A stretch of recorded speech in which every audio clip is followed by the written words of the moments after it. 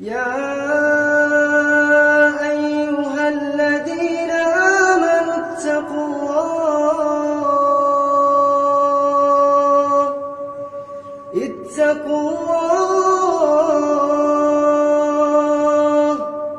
اتقوا الله ولتنظر نفس ما قدمت لغد واتقوا الله